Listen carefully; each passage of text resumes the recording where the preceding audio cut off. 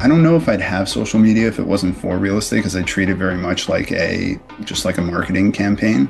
Like it's very strategic what I post. My page is geared towards like it can't just be pure real estate because people get bored of it, but it's there for real estate. Interestingly, one listing I have that's going live in 3 weeks, 2 weeks, and one listing that I just sold both came from social media, but were also from my sphere. So, a really good subtle way of keeping up with people in your life and letting them know that you're in real estate is social media, other than calling them and telling them to show them that verified proof. That's a good strength of it because they both literally said to me, "Hey, haven't spoken to you in so long. Hope you're doing well. Been following you on social media since since your career started. You guys are awesome. You're the real deal. You're my guy." Hey, Gaston and Virginia, you guys down to turn your cameras on? We can just do like something super interactive or more so conversational. There you go. I can't hear you, my friend. Oh, Gaston, I think your microphone. Havana. Whoops. Sorry, I'm on two screens, so my screen's to my left. So if my head's turned, that's what I'm looking at. But maybe I'll That's just do okay. this. I'll Give me move you one over to second. the I screen. gotta let my dog in here. Give me a sec. Yeah, one moment. Let me close my door too because my dog's barking. I can't keep the door closed because if I close it and she's in here, she tries to go out. If I close it and she's out there, she scratches until she gets in. But cool guys. It looks like it's just a few of us for now, but I feel like we can go two routes. One, I would ask you what they usually talk about on these calls with you and what you enjoy from them, and then maybe we can dive into that. And then two, we could also lean on what's working for us right now as agents in markets, and I'll ask you guys what marketplace you're in. Um, and I feel like that might be the better opportunity is what's working well right now and what are you seeing? Because I feel like we're probably in very different market areas and we can leverage that. What are your thoughts? Yeah, this is my first time joining this call. I'm on the West Coast, so a lot of the calls happen when I'm driving kids to school, and there's no way I'm going to hear anything or Yeah. be able to participate or retain. So this is the first one. Well, I've done the one with Rob St. John Okay. a while ago, but yeah, they're a little hard to make, and then it's like right at prospecting time. So I'm like, well, I feel one makes me money, the other one might help me make money, but yeah, yeah, I yeah. gotta get my in. Okay. Well, since you've been on just one, we'll weigh into jumping into strategy a lot more. Virginia, what about you? I'm kind of on the same boat here.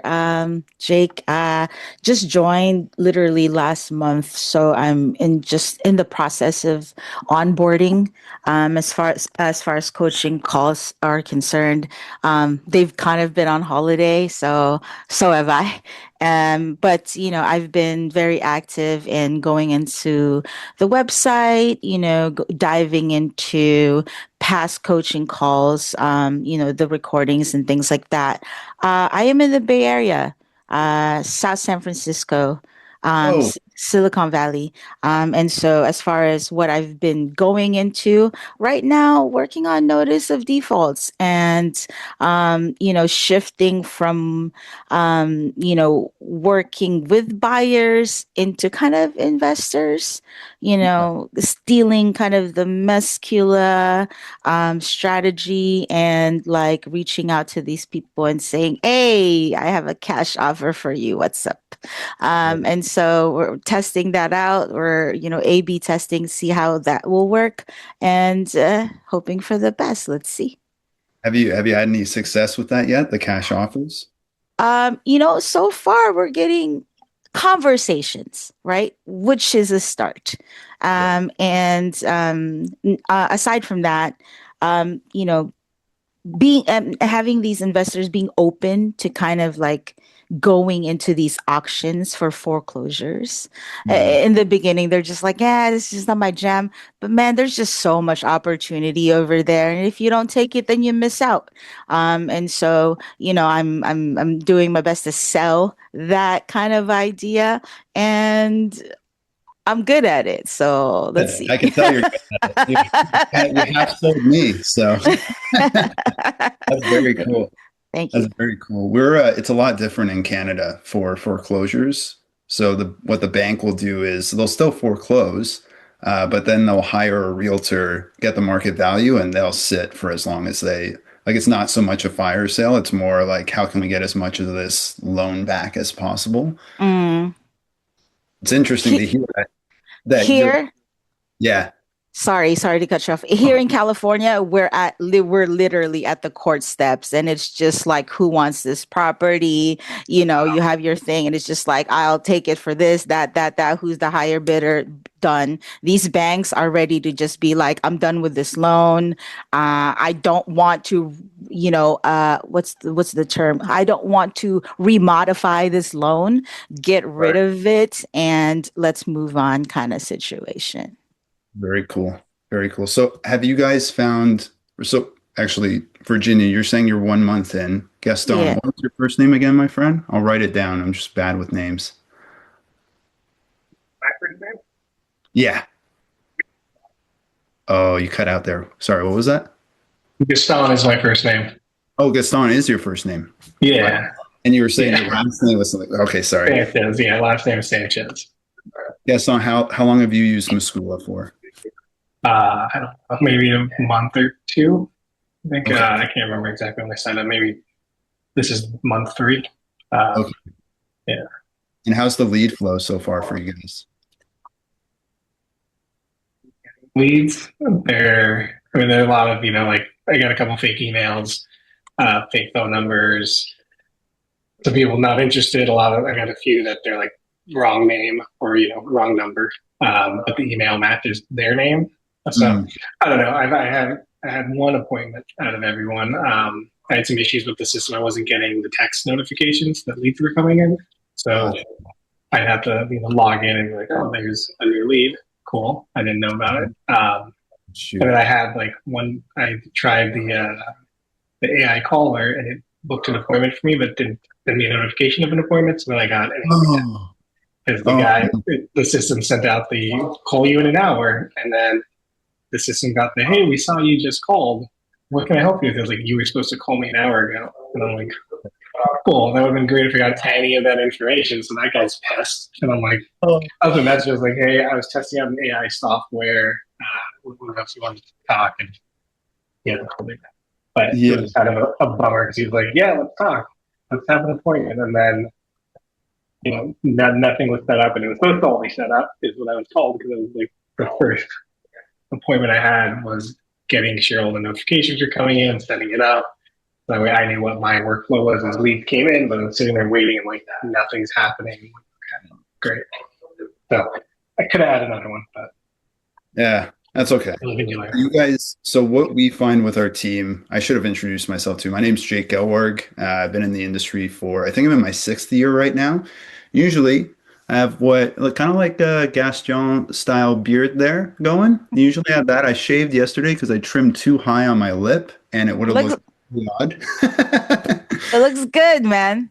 Thank you. I appreciate that. I feel very baby face right now. So, but yeah, I'm with the Robio Nicole real estate team. We're a luxury real estate team up here in the GTA. So in and around the Toronto area, mostly it's hard to compare it to an area in the States, but imagine Toronto is to Canada like New York is to the States, right? It's a bigger city. Um, but then Ontario itself is kind of like the most busy province we have up here, and a province would be like a state for you guys. So we're a luxury real estate team. Last year we knocked it out of the park. 7 agents. I think we did 170 million in volume, and a good chunk of us use Meskula. So it's not the main source of our business, but it's a pretty like decent chunk of it. Um, so I would ask you guys, what kind of ad spend do you do daily for the leads that are coming in? So I signed up for 3. So I used to work at a builder that I had a contract with that I sold their homes in specific communities for them, but they started becoming a shitty builder, for lack of a better term. So I canceled my contract with them, and I'm going back into resale. I was doing resale on the side with them because they allowed it, because it was I was 1099 with them, wasn't like an employee like Lennar or some of the other builders. But most of my clients were people that bought in the COVID, so they're at the monthly rates, or they bought in the last 2, 3 years where they're like, if we sell now, we're going to lose money. We just bought, so we don't need to. So I finally gave in and started paying for leads.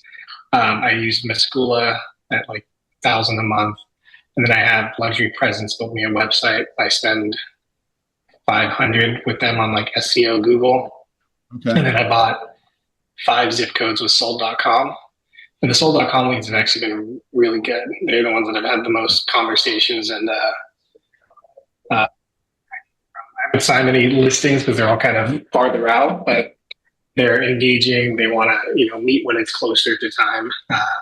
I'm in Oregon, Northwest Portland, or Northwest.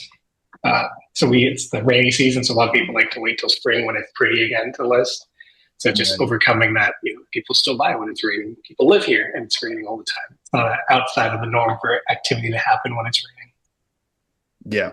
Yeah, definitely. What about you, Virginia? Can you be more specific when you mean ad spend? Oh, yes, sorry. So you said you just onboarded, right? So have you run any ads through Meskula or? Zeros. So Okay. as far as spending is concerned, I do my brokerage charges a $600 tech fee. And so I use all of that, but majority of the business I do is through sweat equity. I mean, I'm doing email marketing solo. I'm knocking on doors, shaking hands, kissing babies. You know how it is. Yeah, So that's it. I love that. I'm mostly the same. I do some online stuff. The team leans, like I said, I'd say probably out of the seven of us, Mm, three lean very heavily on Meskula, and then the mm, four we kind of dabble in it. So mm, I have seen the success of Meskula for sure. mm. And then Gaston, I was just running like quick math, $1,000, 30 days is probably about 33, right? A day on average. So,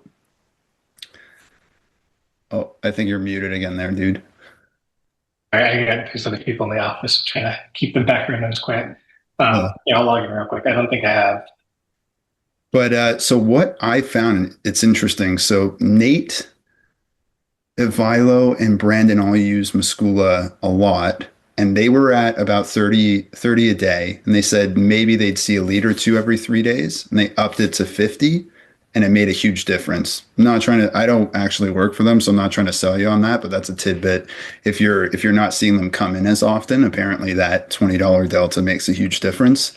Um, I get a lot of my business the same way Virginia does. Like I door knock a lot. I do a lot of open houses, a lot of repeat and referral as well. But I lean on online ads and Instagram too. I just find that for me, I'd rather be in front of somebody than calling. I'm really good at the calling part too. But I feel like when I'm on and I'm like in a suit or a dress shirt and I'm like at an open house, and especially if I know everything, it's my listing and I know everything about it, like for every three open houses, or sorry, for every, what is it? What was the metric I recorded in Q4? I was doing four open houses a weekend. So I go 11 to 1 and then 2 to 4, Saturday and Sunday. And then for every three leads I encountered, one of them would be a hot lead. And my conversion ratio on the hot lead was insane. Book the call for that night. And then from booking the call, you basically just revet them and then set them up on a search. And I'd be out with them the next week. It was actually insane. Oh, Yeah, you know what? I'm not sure what the real estate laws are in Canada. And you said Toronto, right? Um, yeah. yeah, California is stupid. It's Is Yeah, there's just so many, like we have there's just so many hurdles that we have to encounter. Like I can't even host an open house without having a buyer sign some sort of agreement or double triple check that make sure they're no longer working or have an agreement with a different agent. Otherwise, I get sued. It's crazy. they can't Yeah, even end it if they're signed. Well, okay, so we're not that bad. We're pretty bad. Like yeah. we are. I've heard it's comparable to California. Like we're both Mm, regulated kind of thing. Uh, mm-hmm. Like one of the crazy ones we have is I can't really talk trash about other realtors online. You know, all I say is not all realtors are created equal Yeah, is literally the mantra.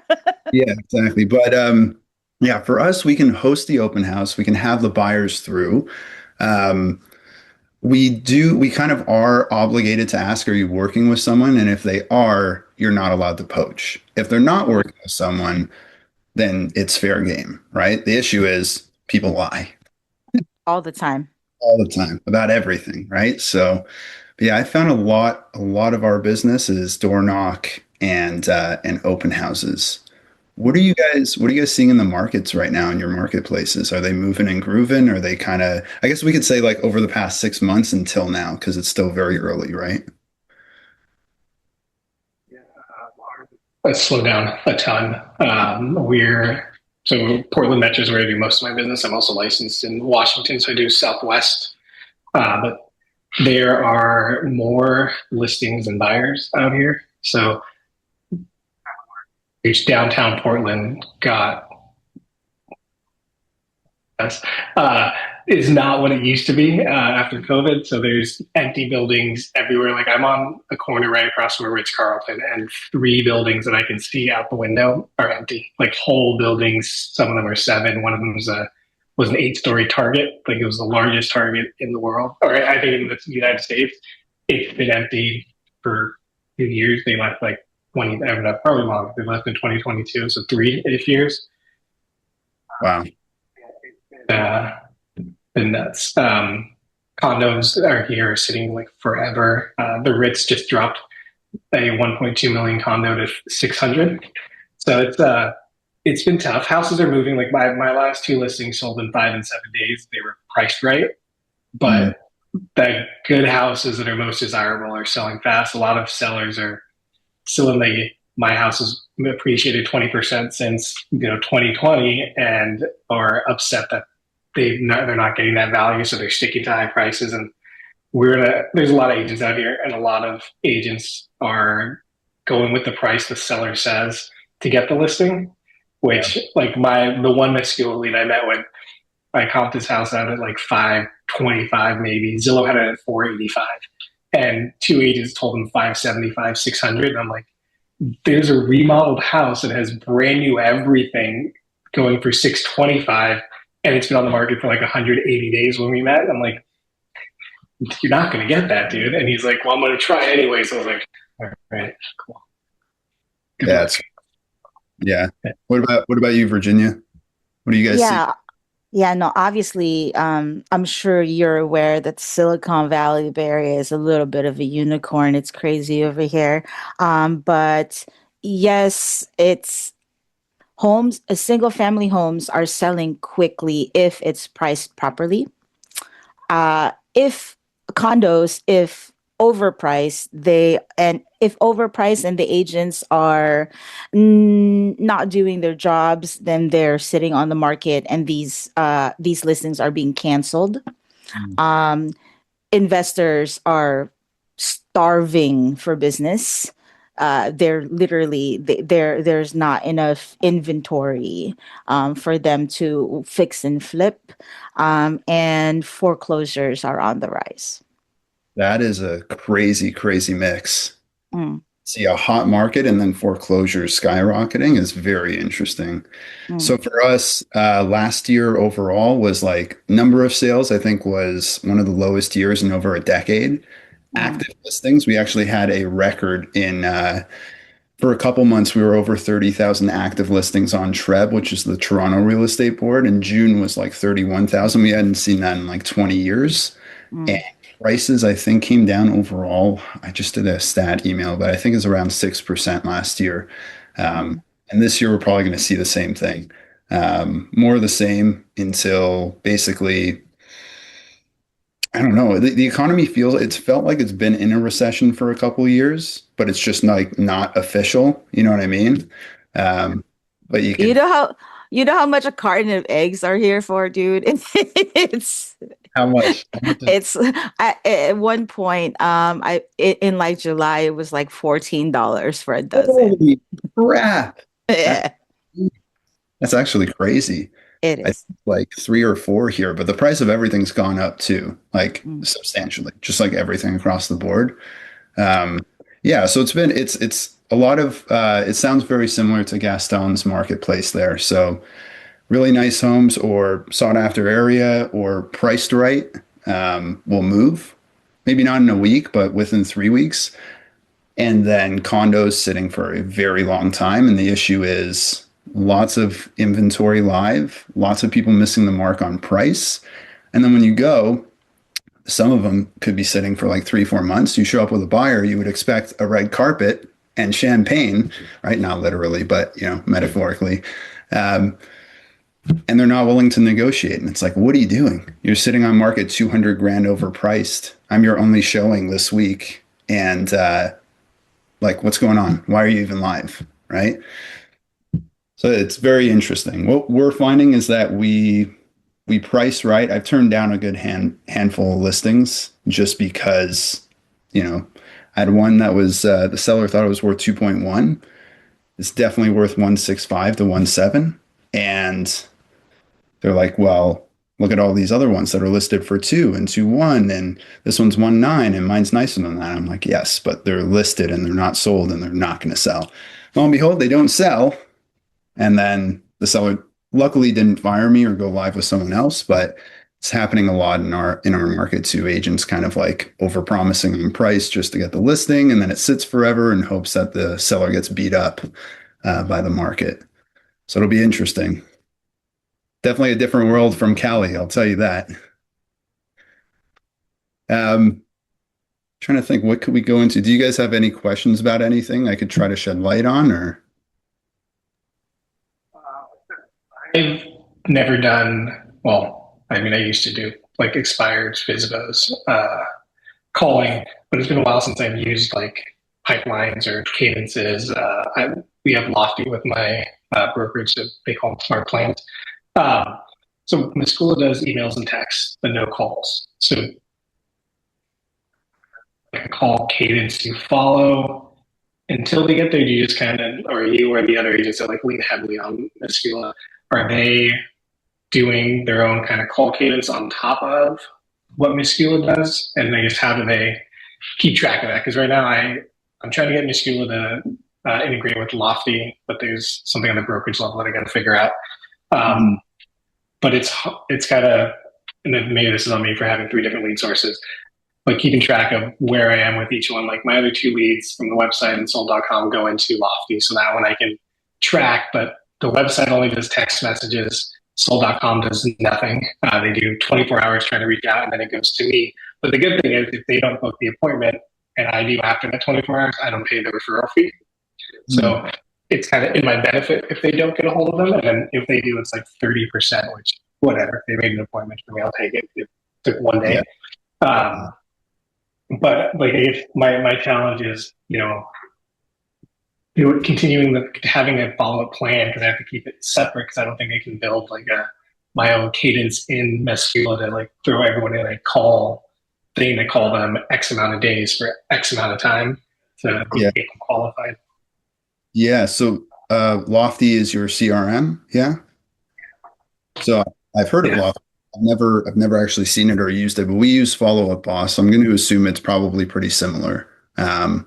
So what we do is the lead comes into Meskula. Meskula is texting with it, right? And then at a certain point in that text thread, we'll pull it from Meskula and put it into Follow Up Boss. And sometimes I think Jake Nicole might have set it up. There's likely a way to, the AI is texting them, and then if they answer a certain question, yes, then it just auto populates the Follow Up Boss. It hits an automation where it'll just pop into your CRM, and as soon as that happens, we get notified on our phone, and then from there we would call them. So we definitely physically call. We don't use the AI calls. We do use the AI texting, which I think is decent. I've tested it. Like I've signed up to our ads myself just to see, and it felt real to a certain point. Because I was trying to trick it, so it's like the average person isn't going to try to, you know what I mean? Yeah. So I guess our cadence would be like, as soon as it comes in, we try to call in the first 5 to 10 minutes.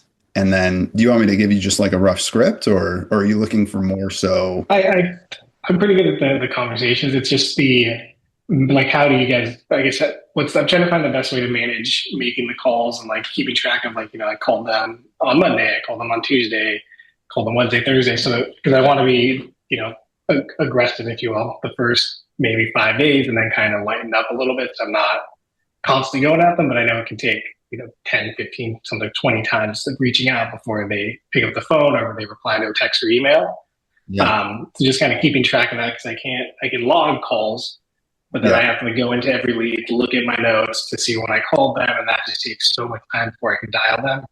Where if they're in a call cadence, I can know like, okay, I'm on day 3 of calling. I don't even know how long I've been calling them or what call step I'm at. And you said that so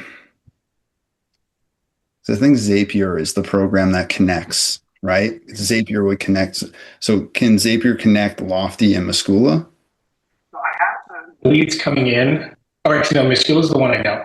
There's an integration with Lofty. The challenge is that we have it as a brokerage account at like the corporate level.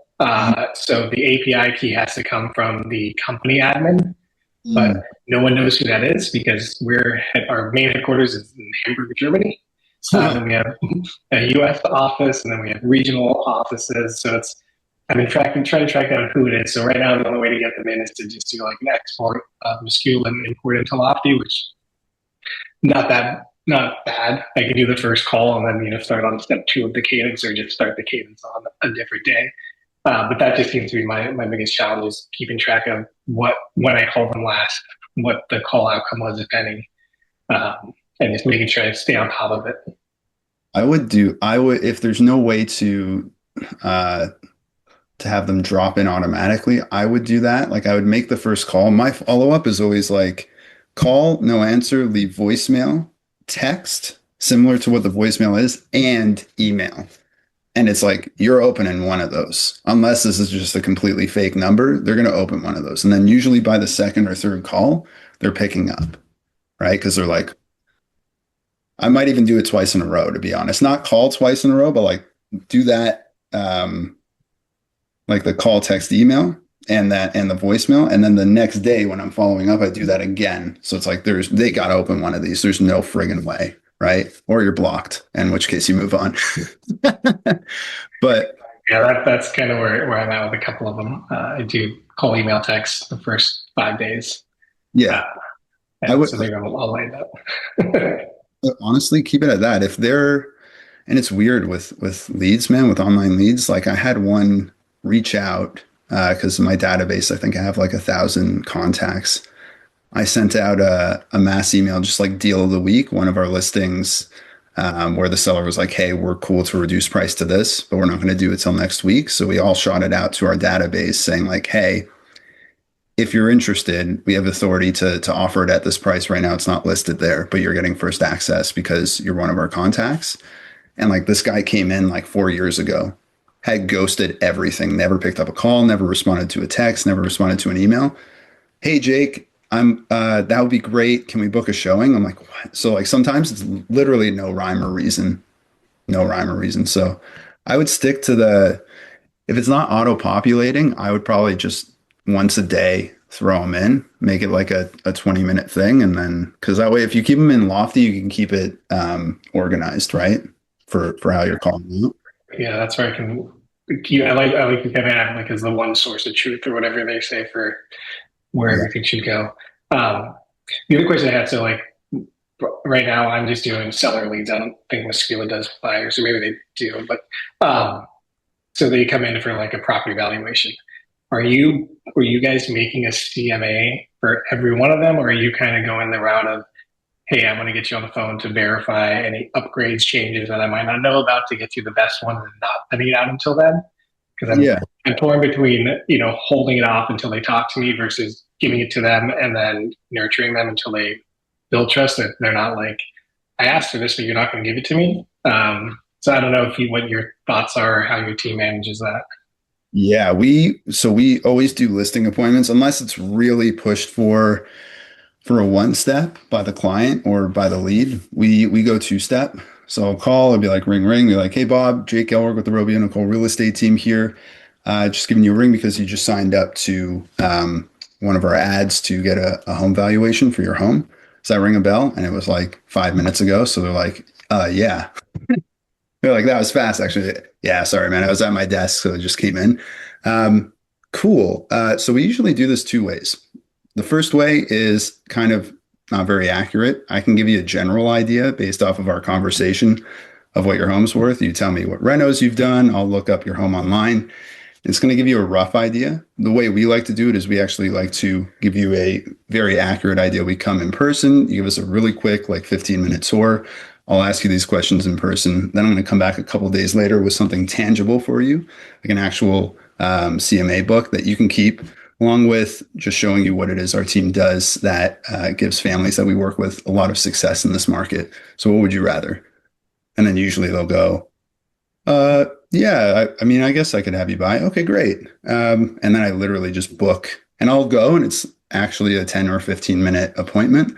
I'd rather do that, get in front of them, shake their hand, take the tour because I can actually see it, right? And that gives me a way better idea than being like, okay, you renovated his kitchen with fucking quartz countertops. You know what I mean? Okay, it's got white soft close cabinets. But if I can actually see it and I'm like, oh shit, like, no, this is a really nice kitchen.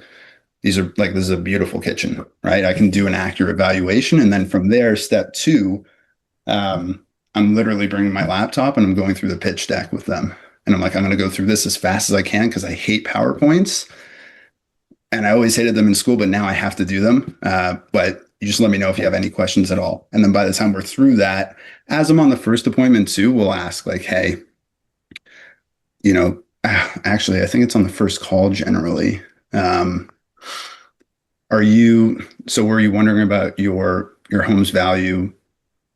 Usually for one of three reasons. One, you're thinking about refinancing. Two, you're just curious. Or three, you're thinking of selling. Which one of those three would be you, right? Generally, they're either three or one. They're going to refi or they're going to sell. Seldom are they curious to sign up for an ad, right? Did that answer the question? I tangent sometimes, so I apologize. No, yeah, that does because that's my challenge. Is that I feel like if you go online, like real estate has a ton of those booklets or playbooks that you can do, and you have to give the information, they send it right away. Other ones are like, hold on, sign up for this class first to get it. So I don't know if like you got feedback from leads would be like, dude, just give me what I asked for, and then don't answer.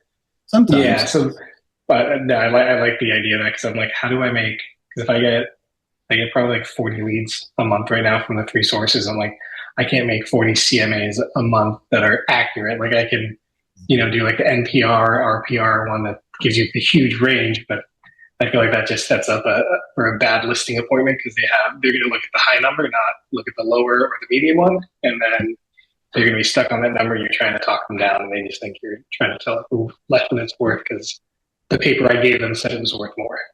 Yeah, I would frame it. So just frame it in the first like minute of the conversation as, we usually do this two ways for clients in assumptive language, right? Clients. I'm assuming you're a client already. The first way is kind of just more broad, and it's for people who are kind of just browsing. The second way is for people who are either thinking about refinancing or selling, and this is the way that most clients actually find success and get huge value. So the first way is I can draw you something up that's going to be a pretty wide range, comparable to an AI valuation that could be on or off by 100 grand here, which probably won't be useful to you at all. And it'll be based off of the renovations we talk about in the conversation right now. Or most of our clients find it very valuable and they find a lot of success from this strategy. I'll walk through the home with you. You let me know what you've done for upgrades. It'll take 10, 15 minutes. And then I'll come back a few days later with an actual physical CMA booklet for you and show you what we kind of do to help families succeed. And I would just go silent. Oh, that's great. Can you share that script or do you have it like easily copy pastable? I wish I did. I don't. Or is this recorded? I think it's yeah, it is recorded. So what I did, yeah, I'll do that. Yeah, it's recorded, and then if you guys want to pop your social media into the messages, I'll add you there, and I'm happy to do that via voice note or even voice to my chat GPT and copy and paste from there to you. Cool to do that too. I'll put mine in here too. So I don't even know how to chat in this thing. Oh, here we go. Message everyone.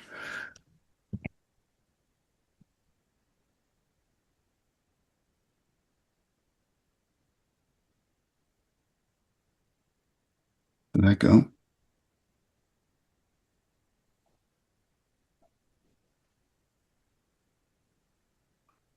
I don't even know how to message in this. This is hilarious.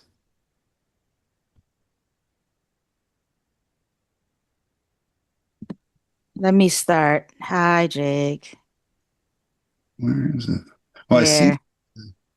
Can you reply to that? Can you see that?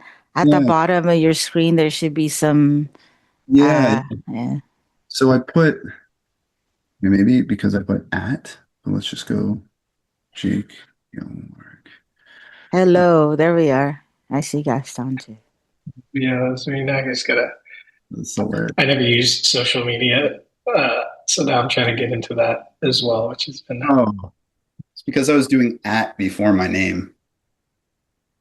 It was tripping out. I was hitting enter. It wasn't sending. You don't use socials, eh, at all? I I didn't have to before because it was more like referral business. I mean, I should have, but I didn't. So now I'm kind of getting my Facebook and Instagram. My last Instagram picture before I posted anything about real estate was like 4 weeks ago, whatever that is. I think it was my daughter was like 1 year old and she's 8 now. Oh, So I kind of got over social media when I had my kids. So I was like, I want to live in the moment. I want to post. And I just didn't really care because I was having fun without it. But now I'm yeah. like, I got to use it. So I got to make content. And I was like, wow, it's been a long time since I've been on Instagram. Yeah. Mm. Oh, sorry. Go ahead, Virginia. No, no, and I definitely want your honest take on this. I despise social media. I know a bunch of agents that are seasoned that don't even use it and are very successful. I have zero interest in being Instagram famous, making reels, etc., etc. So I kind of just wanted to get your take. I mean, obviously we're on the younger side, I'm assuming, and I just want to know, like, um do you believe that we can achieve success without I mean it's 2026. Chat GPT is here, AI is here, we're not getting away from it. Is it possible to be successful without using social media? Yes, 100%. When I know people who are extremely rich and successful without social media in real estate, out of real estate. Um, I think, yeah, I don't know if I'd have social media if it wasn't for real estate because I treat it very much like just like a marketing campaign. Like it's very strategic what I post. My page is geared towards like it can't just be pure real estate because people get bored of it, but it's there for real estate. Interestingly, one listing I have that's going live in 3 weeks, 2 weeks, and one listing that I just sold, both came from social media, but were also from my sphere. So a really good subtle way of keeping up with people in your life and letting them know that you're in real estate is social media, other than calling them and telling them to show them that verified proof. That's a good strength of it because they both literally said to me, hey, haven't spoken to you in so long. Hope you're doing well. Been following you on social media since your career started. You guys are awesome. You're the real deal. You're my guy. And like, there's no talk about commission, no talk about, you know what I mean? So it's very Mm, like the social proof is there. Unfortunately, social media is pretty much evil and bad for mm, you. It's true, mm, right? So you have to weigh it like that. I think you can make it without it. I mm, think that what I would say is when you get listings, if you're not going to post them there, I would at least post them on YouTube and run YouTube ads on them mm. because that's really good exposure. Like we've Okay. leads come in that way many, many times. So Okay. And to piggyback on that, my question is, if you don't have listings, what are you posting real estate related? Good question. So you can do market updates. After the first couple, people will get bored. You could talk about law changes, right, around real estate in your area. You can talk about if you, I don't know what the regulation is, but like if you got a really good deal for a client, or if you found a really good deal and you want somebody to get this deal and you're like, please, like I could tell you're actually really good at talking, and I think you'd actually be really good on socials. So it's funny that you're like, I don't want this. It seems like you're very natural, right? So like Thank you. I can see you doing something where you're like, I just found the foreclosure sale or deal of the century. Like somebody needs to pick this up. I don't care if it's another agent with a client. I don't have any clients that are interested in this one, unfortunately. So if you know anybody, anybody at all, if it's your friggin' uncle who lives across the country, if it's your sister, if it's you, DM me because this is the deal of the century. I got to get somebody into this. Something like Mm, that. Right? So if you don't have mm, these things, you can go that route.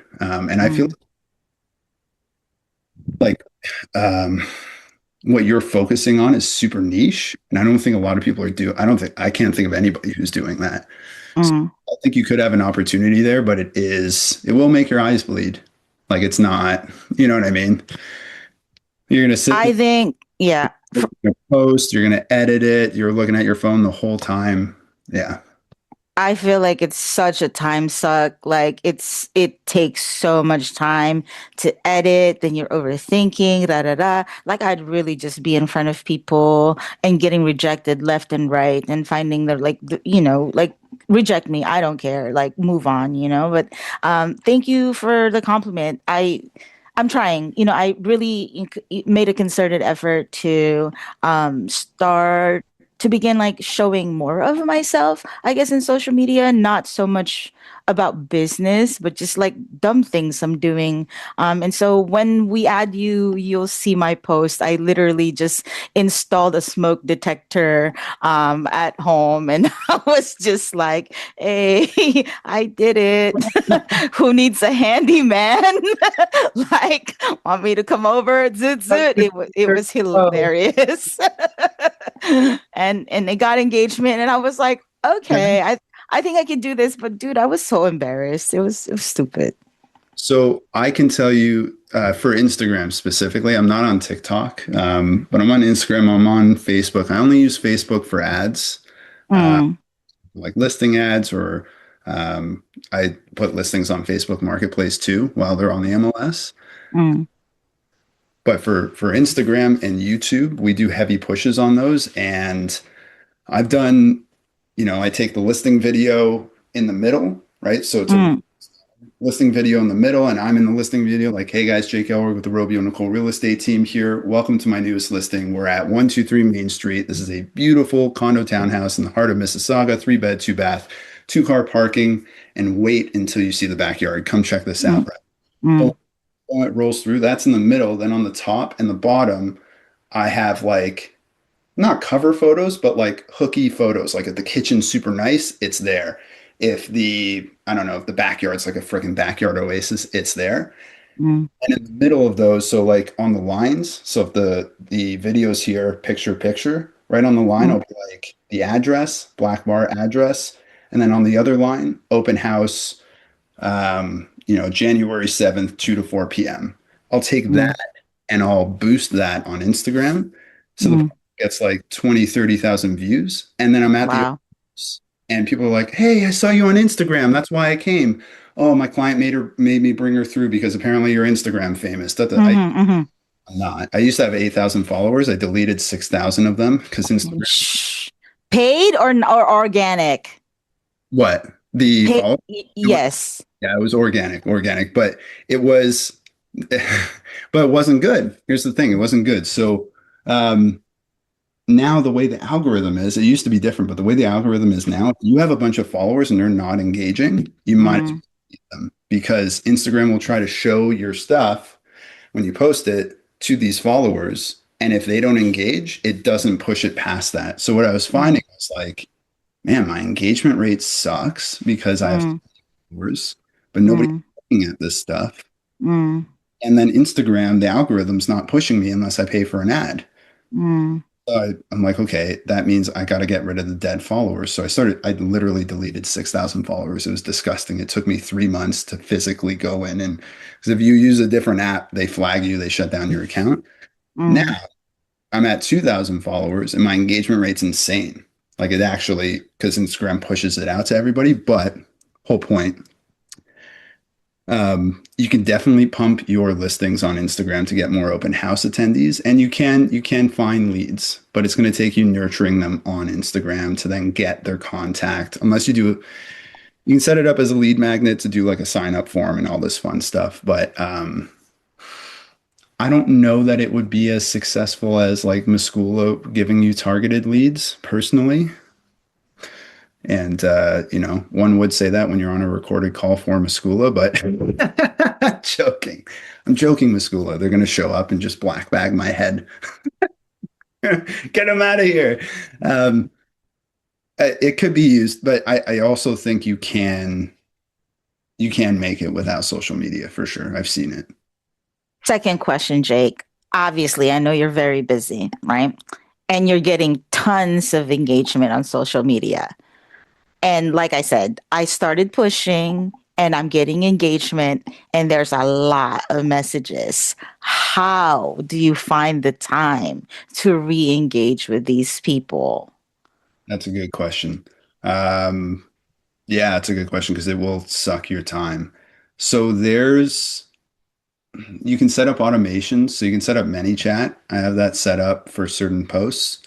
And that will literally, it's kind of like, there's also a ManyChat AI bot that you could for the upper cost. But if you just want like the $15 a month or the $10 USD a month kind of thing, or the super basic, it does like a couple auto responses. Otherwise, it's literally, yeah, you're in there.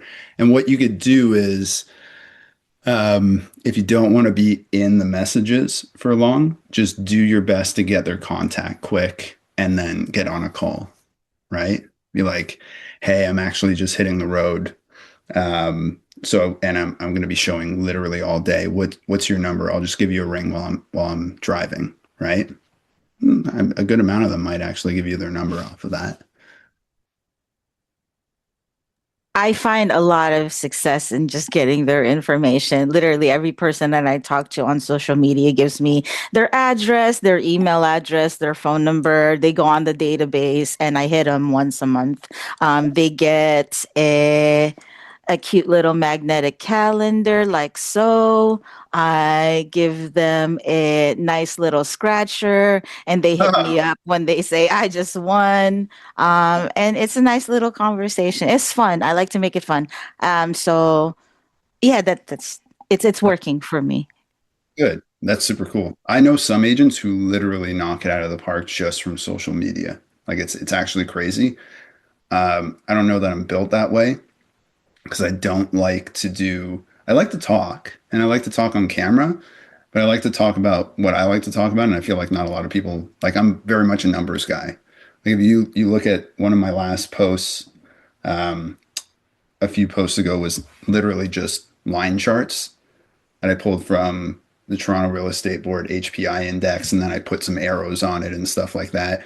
I look at that and I'm fascinated, and I could talk about that. I can like put it up behind me. I could talk about it, but I know for a fact, maybe like 10 of my followers. I think I got 40 likes on that. I probably get like 15 likes because people would just be like, "Oh, he's talking numbers."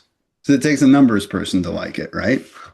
Um, so that would be my struggle with it is that my crowd, like thinking wise, would probably not be local enough for me to convert, if that makes sense. I'd much rather just go to the door and be able to regurgitate that in front of them, right? And then win them that way. I think we got 7 minutes and counting. Or Thank you. yeah, no problem. Do you guys have any other questions? And let me know because I tangent sometimes. I get like a thought and I just like go off on the stream with it. But if I don't fully answer something, let me know and I'll like circle back and do my best to. You're good. I just would it be? I'm not sure if it's for you, and you can say no. I was just wondering if I could possibly share the last newsletter that I sent. You said you're a numbers guy. I love graphs too, and you mentioned sending updates in regards to real estate laws and stuff like that. So I mean, you don't have to read it, but I'd love to share it in the chat if that's Yeah, cool with you. yeah, go for it. Of course. Cool. But aside from that, like this has been super enlightening, very inspiring, and thank you for accepting that I hate social media. Oh, of course. Yeah, no worries. I feel like most people actually don't really like it nowadays. That's how I honestly feel. It feels like it's people are afraid to like, they're afraid to follow, they're afraid to comment because they know the algorithm's watching. If I like this, it's going to serve me more of this, and then I'm going to have to listen to this over and over again. So it's been pretty interesting to see its evolution over the past couple of years go from very easy to get followers and exposure to like all of a sudden now it's like a grind to get them. But Mm.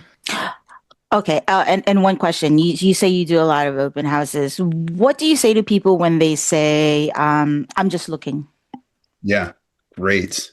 Of course. Like, well, you're doing the right thing. Everybody just looks. It's probably better to see it in person than to just look online. How long have you been looking? And they go, "Oh, we just started." "Oh, cool. Oh, that's awesome. Is this the first house?" And they'll go, "Oh, we saw one last weekend, and we're gonna go see a couple more after this." "Oh, that's awesome. Are you guys mainly looking for like a detached in Mississauga, or like what's your scope?" And I literally just start vetting them in the most Dig. possible, right? Um, and yeah, if you know everything about the house, you just kind of casually present it and casually and confidently. And then my go-to line is like, "Hey, if you guys want, I can give you a tour. If not, if you guys rather explore on your own, if you have any questions, you can just ask me after. What would you rather?" They usually want to explore, and then they ask a couple questions, and like from there, it kind of snowballs typically. Mm, So how's the market? Da, da, da. And I basically keep prodding them with questions. How many bedrooms are you guys looking for? It turns into a sales call in person, basically. mm. Um, how what percentage of your business would you say is generated from open houses? Good question. I would say at least 40%. Wow. Yeah. Yeah. Like, so in that spurt of Q4 there, especially, Mm, like right now, I'm active with three buyers from there. There's probably another two midway through the year. And if you do it really well, you book home evaluations off of it too, right? So I would, and that was in a dead market, right? So if I was doing that in something like a half decent market, or like even just an average market, I think there it would have been lead hand over fist there. So a good chunk of my business for sure. Do you do open houses ever? you know, I hate them. You hate them? Why do you? That's okay. That's okay. Why do you hate them? Um, I don't know what hmm, yeah. So a lot of people just literally come in, and show up and, they don't even want to engage. They refuse to engage. They just show up like, yeah, are you? Well, and I do the same. It's like, would you like me to give you a tour? Would you like to, just tour the home yourself? If you have any questions, I'm here, but they just walk in, and there's a lot of like Chinese people that don't know how to speak English. So they just come in, like, oh, I'm just here to just check out the spot because I need, want to renovate my home. And those are my favorite people to engage with, actually. It's just like, no way. Where do you live? Let me come see it. Is the layout the same? Blah, blah, blah. I can recommend you. But, I've just never really, my conversion rate with open houses is just not very Mm. good. Yeah. So, maybe I'm doing something wrong and I need to learn more. So, But yeah, I just prefer like going out there and looking for my business instead of waiting for it to come to me, if mm, that makes sense. oh, totally. My quick question, because I'd love to give you a quick script on that too. Thank you. Yeah, yeah, no problem. Everybody that comes in, they have to sign. Do they sign before the open house or do they sign at the open house that they don't have an agent? They have to sign there. So one of the first things we have to do is confirm whether they already have signed an agreement with an agent, right? Okay. We need to confirm that. If we don't confirm that, it's a problem. But then again, like we said, they lie, Yeah. Yeah. right? And do you have to have them sign something if they don't? We do not, Okay. You just we have to do not. ask, basically. Or they Yeah, have to sign saying that they don't have an agent, right? correct. Yeah. Because that's definitely a big point of friction. So I would, as soon as they're doing that, I'd be like, look, I know, guys, I'd hate to do this too. Unfortunately, it's the friggin' law. I have to ask you to sign something disclosing that you don't have an agent. After that, we'll be super casual. 100. Mm-hmm. I just like, they literally make me, and I hate that I have to. And I'm like, okay. And then Mm-hmm. there, do you get them to sign in contact wise? Like first name, last name, email, phone number? Just say, you know what? And I usually just say, hey, you know what? This is literally per the request of the seller, Yeah. right? They want to know who came in and they want to make sure, hey, we reach out to you, get the feedback and what you thought of their home, right? So it's very important that we reach out to you and just ask you, like, hey, what did you like? What didn't you like? Why are you not making an offer on this property, kind of thing? So it's not, I don't make it about me. I don't make it about like, collecting data. It's more about like, hey, this is for the seller. Thank you for visiting. Now let's tell them what you think about it. Yeah, yeah. So so similar what we do, but I don't say that I'm going to contact you because I save that for booking the appointment. Mm, So um they walk in, I'll be like, hey guys, welcome, welcome, come in. It's freezing outside. Like we literally mm, had a snowstorm today. So it would be a heyday if I was hosting one today. I'd be like, holy crap, come in out of the blizzard, get in here, right? They come in. They take their shoes off. I go, hey, my name's Jake. Hey, Jake. I literally say my name and shake every single hand. If there's 10 of them, I'll shake everybody's hand and say my name over and over and over again to a point where I'm laughing at myself and they start laughing, right? mm, Then I'll do my spiel, right? Welcome to 56 Francis Street. Just some quick facts about the home for you guys. Reel off the facts and then let them know. If you guys want a tour, I can totally give you a tour. If not, go check it out. Let me know if you have any questions. I missed something though. Once I once I shake their hand, I'll go, hey guys, real quick. Are you working with a realtor? Are you here with a realtor today? And they'll go, no, we're not here with a realtor, but we are working with a realtor. Or they'll say, no, we're not working with a realtor. I'll be like, great. Just as per the seller, they want us to track who's been through the home today without their realtor. If you guys had a realtor with you, we'd have all their info. So it's literally just to track that. I'm going to ask you to sign in here. It's on my phone. It's on Follow Up Boss. So it's first name, last name, email, phone number. I promise you, you're not going to get any spam calls or spam emails. It's literally just to show my client to ease their heart. They go, okay, cool. They sign in. They tour around, they come back, I answer a bunch of questions. If they said they don't have a realtor, I go, hey guys, I don't, and if I'm hosting somebody else's open house, this is the line I'll use. I don't know if you know this or if you're open to it, but I'm not actually the listing agent. He's one of my colleagues. So if you guys aren't working with anyone, and I'll literally stop it at that. And it sounds ridiculous, right? But mm, the insinuation is, are you working with someone? We could possibly work together. And right. go, yeah, we're not working with anyone. Be like, all right, well, I don't know if you're open to it, but like a quick conversation tonight via phone. Give you a call around 7. We can talk about the potential of what it might look like to work together. No stress, right? So booking the buyer consult via call, but saying no strings attached. Let's see if we're a fit together. Is like, let's be real. You might hate me. Mm, That's fine. I might hate you. It's all good, right? I'll still wish you the best. And like 9 times out of 10 after that, I book the phone call. And then on the phone call, the phone call is just what are you looking for? What's your timeline? Why are you looking? And have you been through the pre-approval process, or are you buying all cash? And then they laugh and they go, who's going to buy all cash? Because our prices are super inflated up here. Look, I have to ask. One time I had a client do that. I was blown away. I'd be taking out a mortgage personally, but it happens. Right. And then from there, I go, great. Okay. I'm going to set you up on some searches. As soon as you see something, and as soon as I see something, I'm going to message you guys. But as soon as you see something, just shoot me a text, say, hey, interested in this property, and I'll look into everything for it and book us a showing and just assumptive close it. And they go, okay. And be like, great. And my like go to closing line, which is Mm, hilarious because it's not the mm. basis. So I guess you guys want to try working together?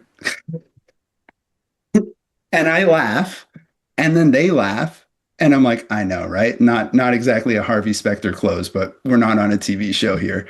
And they go, okay, we'll give you a shot. Done. It's like half comedy, half thing, right? But if you can get to that point, if you can just ream it off and book that call 9 times out of 10, if you just ask the question, they'll say yes. It's crazy. A ABC, right? Yeah. Yeah, exactly. Close the call, then you close the client. Yeah. Gaston, any questions, my friend? I guess one quick one. Do you, or maybe hopefully it's a quick one, for have like a time dedicated on your calendar where you're like, okay, I'm gonna make content for this 30 minutes for the week, or do you just kind of do it whenever? Like, how do you? You're cutting out a little bit. So I heard, do I have a time set in my calendar, like 30 minutes a week, where I reach out? I say, hell yeah, at least 4 hours a damn day, every single day, 7 days a Oh, week. Virginia, you're a savage. I love it. Come on. We're kids. I got to squeeze in as much time. The schedule helps me get that done. But the social media thing is the challenge because it's like I think I dive into it too much, and I'm like, I got to make sure you got the right font, the right words, the right pictures, and then Yeah, you don't like worry. on Facebook just building it all. Yeah. Don't worry. So wait, were you asking, do I schedule time in my calendar for social Yeah. media? Yeah. Yeah, like yeah, for sure. And I do my best to be like, okay, this is what I'm going to film about. You can even use ChatGPT and be like, hey, help me brainstorm 3 ideas for a short reel to film today in this area. Like search online, um, and find the most updated articles on what's going on in my area for real estate or anything that would affect real estate or finance, anything that you would find interesting. Then use chat to go, hey, I want to make a video about this. What do you think? And like my chat, because I use it daily, knows that I'm a realtor in Mrs. or like in the GTA. It knows what I'm into. It helps me write everything. Um, so I won't necessarily use it as a script. I'll get it to do like bullet points of like, okay, I can chat about this, this, this, and this. And then sometimes I'll throw it on voice mode and be like, hey, this is what I'm thinking of saying. And then I have it as an English guy because I think English people have a smart sounding accent. It's like, okay, Jake, yeah, let's hear it. And I would go, all right, chat. So here we go. Three, two, one. And I just say it. And it's like, oh, that's really good. I would just tweak the last line there to do a call to action or something, right? But yeah, you could schedule it. I don't think you have to post every day like the fucking gurus say. I actually think you'll wear out your followers. I think posting Yeah. once a week is more than enough, personally.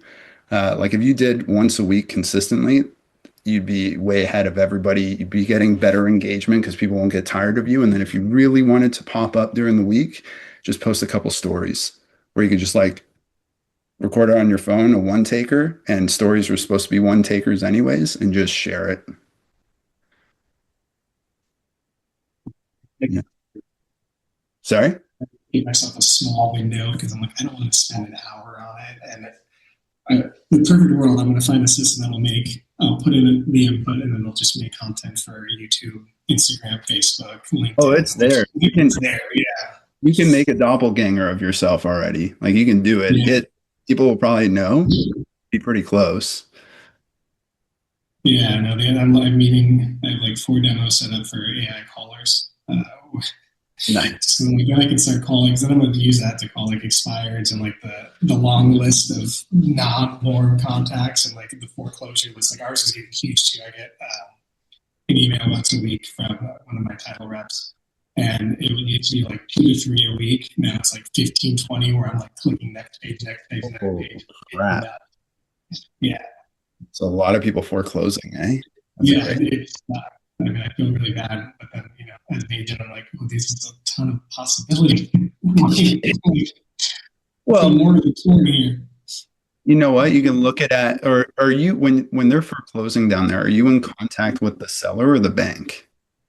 So the way that I try to work it is to turn it into, so I do wholesaling on the side for being like distressed properties out of state owners, but I go the route of, foreclosure's hard. It can mess up your credit, your life, bankruptcy. You don't want that on your file. Let's sell your house, take whatever equity you have to then, start again, either rent a little bit before you buy, or let's find something that might be more affordable based off, where your finances are today, just to kind of move fast to prevent that negative thing. Because if they can sell, they don't have the bankruptcy on the record. They probably have a chunk of cash because we've had great appreciation from 2020 to now, or last year. So use that to kind of start over and avoid having to start over anyways with a bankruptcy on your file, because then it's going to be hard to get a rental available to you because they're going to pull the check and see that it's fresh. So either way, they're going to have to start over in some sense. My goal is to be like, this is probably the better way to start over. Sometimes it works, sometimes it doesn't, but I try to go in with as adding value to avoid ruining their credit, because that's harder to fix than saving up to buy. Well, saving up to buy a house is hard not to.